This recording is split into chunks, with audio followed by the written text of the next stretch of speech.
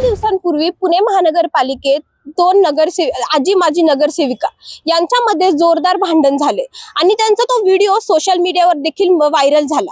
त्या सोशल मीडियाचा जो व्हायरल व्हिडिओ झालेला आहे त्यात फक्त पुण्याचा वाटा नसून तर महाराष्ट्रातून देखील या लोकांच्या प्रतिक्रिया येत आहेत आणि संपूर्ण प्रकरण हे काय आहे तर आपण जाणून घेऊया। पुण्यातील बानेर या ठिकाणी जे आदिवासी मुलींसाठी वसतिगृह बांधण्यात येत आहे त्याच्या टक्केवारीवरून हे वाद सुरू झाला। त्या संदर्भात दोन्ही नगरसेविकांनी एकमेकांवरती आरोप प्रत्यारोप केले। आता यात उडी घातलेली आहे ते म्हणजे गणेश बिडकर यांनी।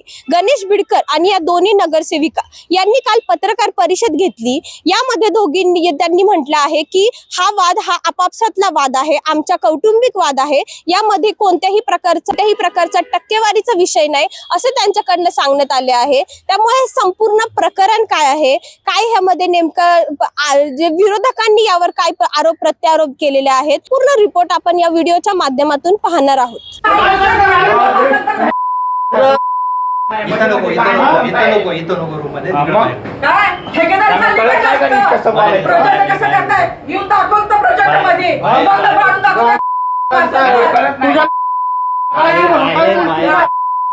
प्रोजेक्ट बंद करून दाखवायचा, नीट बोला, त्याला नीट बोलायला, तू आवाज बंद कर, तू आवाज बंद कर, निर्लज्ज बाई,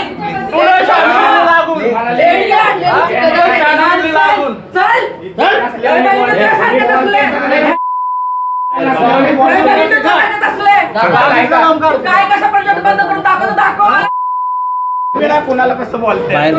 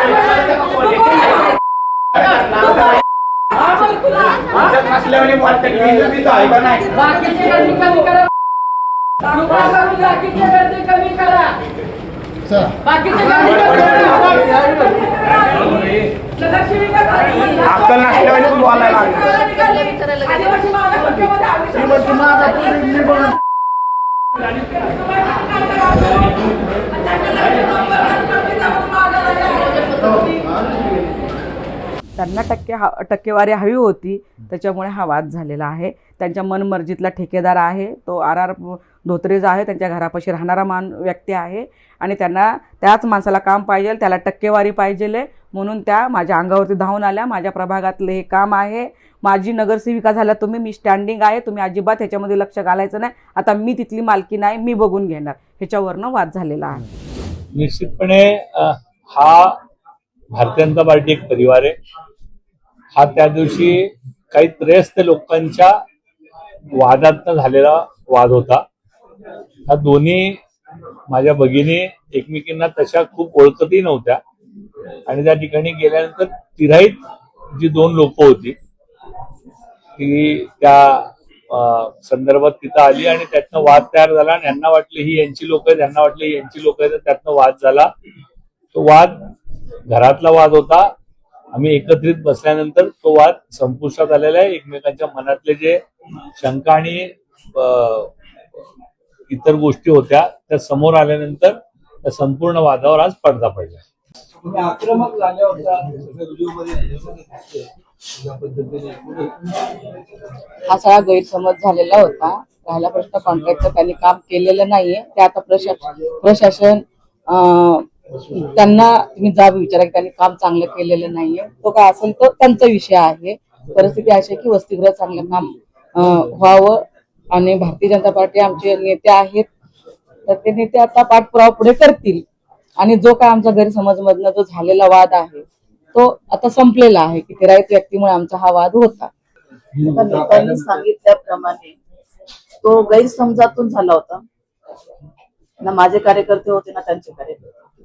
जे नेत्यांनी सांगितलं तेच मी सांगते. गैरसमजातून झालेला हा वाद होता, वैयक्तिक नव्हता. एकूणच आपण पाहिलं गणेश बिडकर आणि हा आजी माजी नगरसेविका यांनी काल पत्रकार परिषद घेतली आणि हा आमचा अंतर्गत वाद आहे, यामध्ये कोणत्याही टक्केवारीचा संबंध नाही. हे गणेश बिडकर आणि तसेच ह्या दोन आजी माजी नगरसेविका यांच्याकडनं स्पष्टपणे सांगण्यात आलेलं आहे. आता या संपूर्ण प्रकरणात सामाजिक कार्यकर्ते तसेच विरोधकांकडून काय सांगण्यात येत आहे हे पाहूया आपण या व्हिडिओच्या माध्यमातून. टक्केवारी हा फॅमिली बिझनेस कधीपासून झाला? पुणे महापालिकेमध्ये नुकताच 2 आजी माजी नगरसेविकांचा झालेला वाद उभ्या महाराष्ट्राने नव्हे भारताने बघितला. याचा व्हिडिओही व्हायरल झाला. हा वाद पुणे महापालिकेच्या एका कामाच्या टक्केवारीवरून झाला, हेही सगळ्यांनी बघितलं. त्यानंतर भाजपच्या काही नेत्यांनी याच्यामध्ये समेट घडवून आणण्याचा आणि हे प्रकरण शांत करण्याचा प्रयत्न केला. भाजप हे कुटुंब आहे, त्या नगरसेवकांचा आपापसामधला वाद नव्हता, ठेकेदारांच्या चुकीमुळे हा वाद झाला वगैरे वगैरे असं स्पष्टीकरण देण्याचा त्यांनी प्रयत्न केला. परंतु या कुटुंबातील सदस्यांनी जो वाद घातला तो ठेकेदारावरून घातला, पुणे महापालिकेच्या कार्यालयात घातला, ठेकेदारांच्या उपस्थितीमध्ये घातला हा वाद. आणि त्यामुळे आता हा सगळा वाद किंवा हे जे काही घडलं किंवा हे टक्केवारीचं जे प्रकरण होतं ते भाजपच्या कुटुंबांशी संबंधित होतं, म्हणून त्याकडे दुर्लक्ष करायचं की महापालिकेतल्या भ्रष्टाचाराची उघड कबुली दिल्याबद्दल सर्वांवर कारवाई करायची, हा एक मोठा प्रश्न उभा राहिला आहे. त्याचं उत्तर भाजपच्या लोकांनी द्यायचं आहे.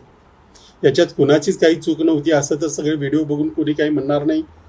अगदी काही नाही म्हटलं तरी ज्या जसं भाजपचं कुटुंब म्हणतायत ते कुटुंब आता सांगतं की हा ठेकेदारामुळं घडलेला वाद आहे.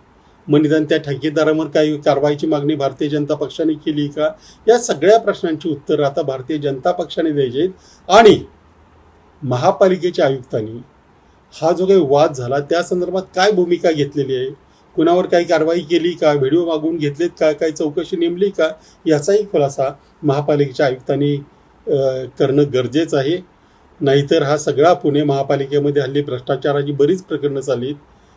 ह्या सगळ्याला जर कौटुंबिक प्रकरणं असं जर म्हणायचं ठरवलं तर ते कुठल्या थराला जाईल हे सांगता येत नाही.